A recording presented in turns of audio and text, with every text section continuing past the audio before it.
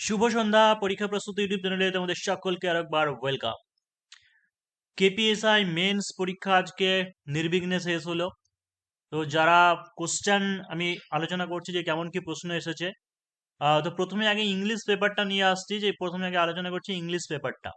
তো ইংলিশ পেপারে দেখো যে পুরনো যে প্যাটার্ন সেই প্যাটার্ন সেই নিয়মই আছে, কিন্তু এই রিপোর্টটা আমি ইউটিউবে ফ্রিতে দিয়েছিলাম, ফ্রি ক্লাস দিয়েছিলাম কেন জানি না, কিন্তু রোড অ্যাক্সিডেন্ট নিয়ে পেড ক্লাস অবশ্যই করিয়েছিলাম। যারা পেড পেজের স্টুডেন্ট আছে অবশ্যই কমেন্টে জানাবে যে রোড অ্যাক্সিডেন্ট এই সেম, মানে সেম নয়, যে অন্য একটা টাইপের দিয়েছিলাম, যে এরকম একটা টাইপের রোড অ্যাক্সিডেন্ট। সেই সঙ্গে আরও একটা যেটা বিস্ময়কর ব্যাপার, সেটা হচ্ছে যে write a places of the given, এটা যে সুইটেবল টাইটেল দিয়েছে এটা ইউটিউবে ফ্রিতেও দেওয়া আছে, বা হচ্ছে কিছুদিন আগেও পেড ক্লাসে করিয়েছিলাম। যে প্রেসি রাইটিং যেটা করিয়েছি সেটা মানে প্রেসিটাও হচ্ছে কমন চলে এসেছে। আশা করি যারা ঠিকঠাক ক্লাস করেছে অবশ্যই করতে পারবে।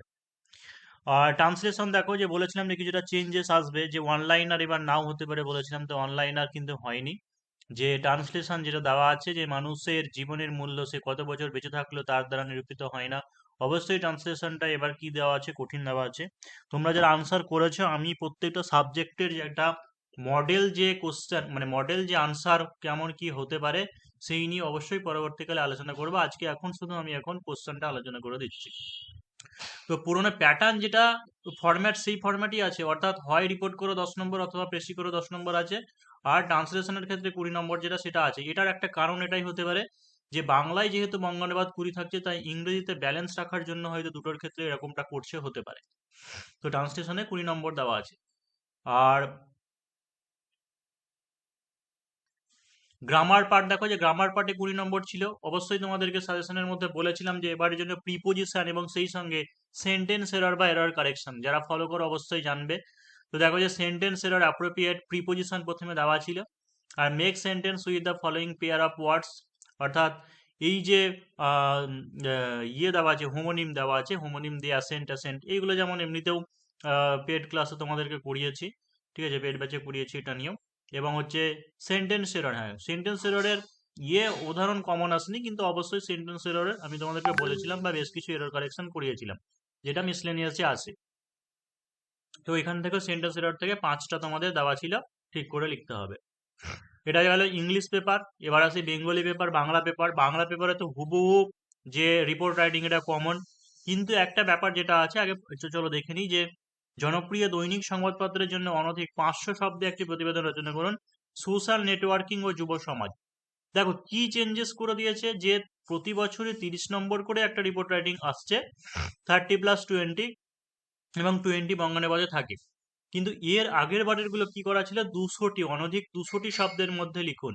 কিন্তু এবার কি করে দিয়েছে, যে অনধিক 500 এবং পয়েন্ট দিয়ে দিয়েছে। কিন্তু এইটাই একটা ব্যাপার, যে আমি তোমাদেরকে যখন এইগুলোর রিপোর্ট রাইটিং লিখিয়েছিলাম সোশ্যাল মিডিয়া নিয়ে বা এই এই সমস্ত জিনিস নিয়ে, সেখানে আমি 250 বা 270 এরকম লিখিয়েছিলাম।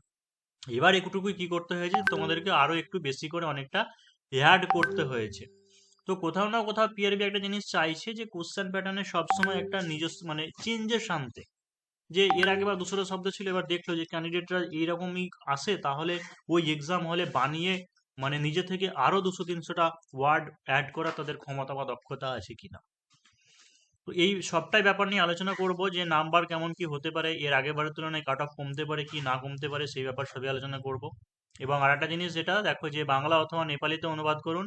এটা বঙ্গানুবাদটা 20 নম্বরে খুবই ছোট দিয়েছে, কারণ যেহেতু ওখানে রিপোর্ট রাইটিং এ বেশি বড় করে দিয়েছে, সেই কারণের জন্য বঙ্গানুবাদটা একদমই ছোট করে দিয়েছে, 3 লাইনের মাত্র বঙ্গানুবাদ দিয়েছে। এবার চলে এসো পেপার 1-এ। পেপার 1-এ হ্যাঁ ডেসক্রিপটিভ মানের হয়নি, কিন্তু আর একটা জিনিস যেটা চেঞ্জেস এসেছে দেখতে পাচ্ছ, সেটা হচ্ছে বেশি কোশ্চেন বাড়িয়ে দেওয়া হচ্ছে। অর্থাৎ এর আগেবার কি করা হয়েছিল, 25খানা কোশ্চেন অনলাইনার, 25 দুগুণে 50 নম্বর করা হয়েছিল, কিন্তু এবার বেশি কোশ্চেন, অর্থাৎ যাতে ক্যান্ডিডেটদের বেশি সময়, মানে সময়ের যাতে একটু ইয়ে হয়, টাইট হয়। তো সেই কারণে জন্য দেখো, যে প্রথমে 20খানা প্রশ্ন দিয়েছে, ঠিক আছে, 20খানা প্রশ্ন 1 নম্বর করে। যে প্রথমে ছিল যে ভারতের কোন রাজ্যে সিমলিপাল টাইগার রিজার্ভ অবস্থিত। তারপরে হচ্ছে 2025-এ পুরুষদের একক ফরাসি ওপেন টেনিং টুর্নামেন্টের চ্যাম্পিয়ন কে হয়। যারা ফ্রিলির আগে থেকে ক্লাস করেছিল এই সমস্ত ক্লাসগুলো অবশ্যই কোশ্চেনগুলো কমন পাবে। যে ইন্টারন্যাশনাল স্পেস স্টেশনে প্রথম ভারতীয় গিয়ে পা রেখেছিলেন। কোন দেশের বিরুদ্ধে ইসরায়েল অপারেশন রাইজিং লায়ন শুরু করেছিলেন? প্রাচীন মুদ্রায় কোন হিন্দু রাজার বীণা বাজানোর প্রতিকৃতি দেওয়া ছিল?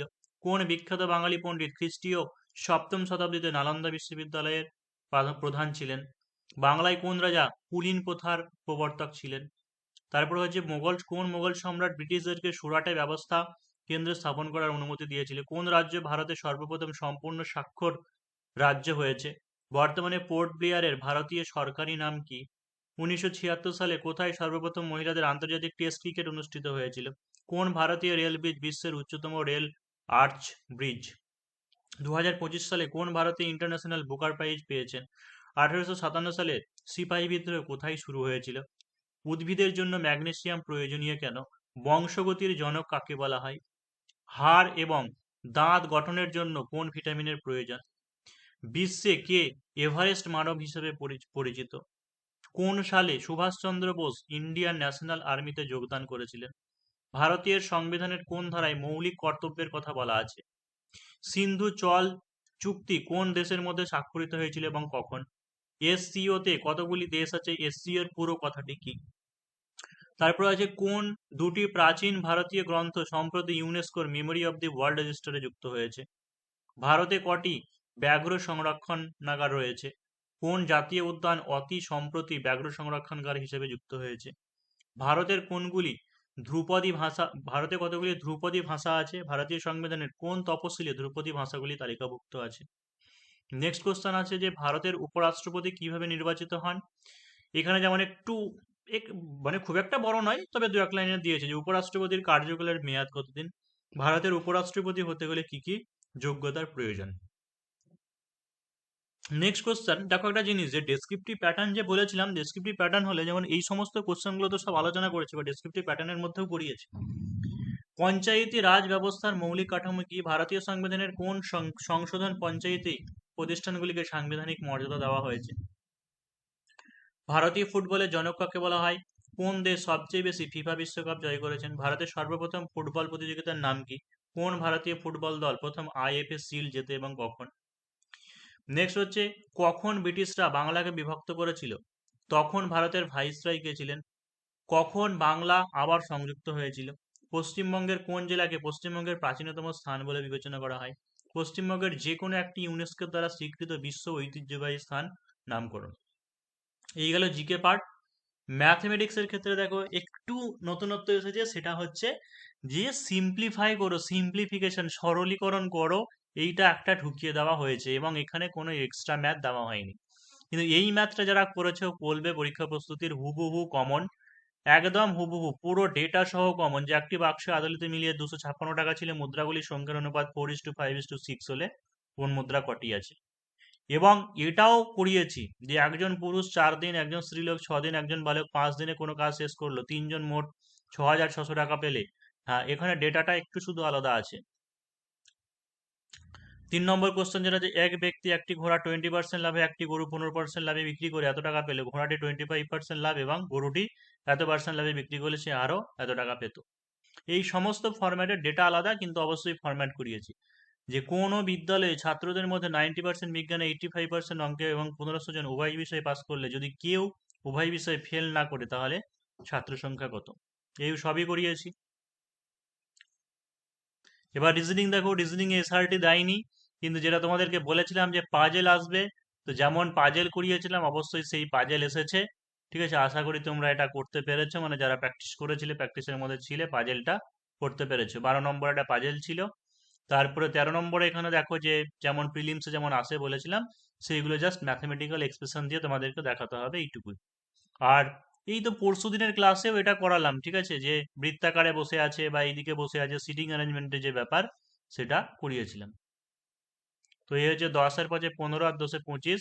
রিজনিংটা খুবই সহজ দিয়েছে। রিজনিং ম্যাথে আশা করি বেশিরভাগ ক্যান্ডিডেটেরই 50-এ 50 রিজনিংয়ে আসবে। তো এই হচ্ছে কোশ্চেন, ঠিক আছে, এই হচ্ছে কোশ্চেন। মোটামুটি একটা জিনিস যেটা বলতে পারো, জিকেটা আমার হিসেবে যেটা হয়েছে, যে জিকেটাকে হার্ড বলতে পারো, ঠিক আছে, মডারেট থেকে আমার মনে হচ্ছে হার্ড, মানে এরকম অপশান ছাড়া বা এরকম যে কারেন্ট অ্যাফেয়ার্সের এরকম কোশ্চেন দিয়েছে সেগুলো করাটা একটু মুশকিল হবে বলে মনে হয়। আর যেটা হচ্ছে বেঙ্গলি, ঠিক আছে, বেঙ্গলিটা একটা জিনিস দেখো, যে টপিক কমনের মধ্যেই আছে, টপিক কমনের মধ্যেই আছে, কিন্তু একটা জিনিস টু দা পয়েন্ট, ওখানে যে পয়েন্ট দেওয়া আছে সেই পয়েন্টকে বেস করে লিখতে হবে। আর একটা জিনিস 200 বা 250টার মধ্যে প্র্যাকটিস করো, সেই জায়গাতে 500 ওয়ার্ডস বলছে।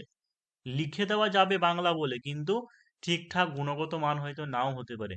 সেই কারণের জন্য বাংলা পেপারটাও আমি বলবো যে অবশ্যই বাংলা পেপারটাও একটু মডারেট হয়ে যাবে, কারণ নাম্বারটা তোলাটা, একটা 30 নম্বর তোলাটা অতটা ইজি হবে না। আর ইংলিশ পেপার, যেটা ইংলিশ বেশিরভাগই ওই রাইটিংটা বা প্রেসি রাইটিংটা বেশিরভাগ জনই কমন পাবে, কারণ ওইগুলো কমন, ওটা হচ্ছে পিএসসির ক্লার্কশিপের প্রিভিয়াস ইয়ারে আসা কোশ্চেন। তো ওটা যেমন প্রায় হতে পারে, অনেকেই পড়তে পারে, কারণ প্রথম পাতাতেই লীলাস কেকের বইয়ে যেমন প্রথম পাতাতেই ওটা দেওয়া আছে। তো অনেকে হয়তো ওটা কোর্ট কমনও পেয়ে যেতে পারে।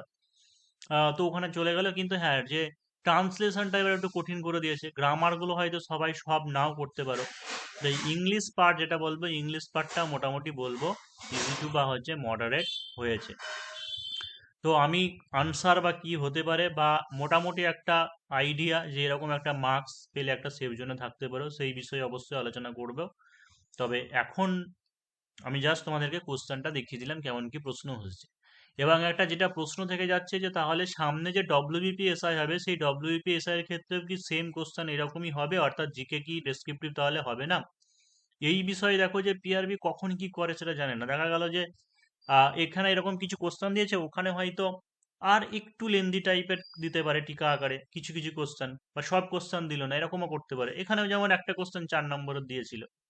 তো বলা যাচ্ছে না কিছুই, তবে সব মানে যেটা বোঝা গেল যে জিকে তে কমনের আশা করা যাবে না, ওভারঅল আমাকে সব ধরনের প্রিপারেশন রাখতে হবে। এবার যে যখন যেটা যেমন আসবে সেই অনুযায়ী আমাকে করতে হবে। যেমন এখানে রাষ্ট্রপতি উপর কিভাবে হন, এটা যেমন 2-1 লাইন কিছু লিখতে হবে। উপরাষ্ট্রপতি হতে গেলে যোগ্যতা কি কি প্রয়োজন, 2-1 লাইন লিখতে হবে। তাই একবারেই কিন্তু যে সবই অনলাইনার আছে সেটাও কিন্তু না। ঠিক আছে, যে পঞ্চায়েত রাজ ব্যবস্থার মৌলিক কাঠামো কি, ভারতীয় সংবিধানের এটা যেমন এখানে যেমন 4 নম্বর দিয়ে দিয়েছে, তো একদম তো পুরোটাই সবই কিন্তু তোমাকে অনলাইনার দেয়নি, তাই না? তো এরকম দেখা গেলো ডব্লিউপিএস এর ক্ষেত্রে এই টাইপের কোশ্চেন হয়তো আরেকটু কিছু বেশি বাড়ানো হলো, সে হতেই পারে। তো যাই হোক, ওভারঅল কোশ্চেন অবশ্যই ইজি টু মডারেট বলা চলে, বা মডারেটই বলা চলে, ইজি বলা চলে না, মডারেট টু হার্ডই বলা চলে আমার মতে। তো বাকি কার কেমন এক্সাম হলো অবশ্যই জানিও।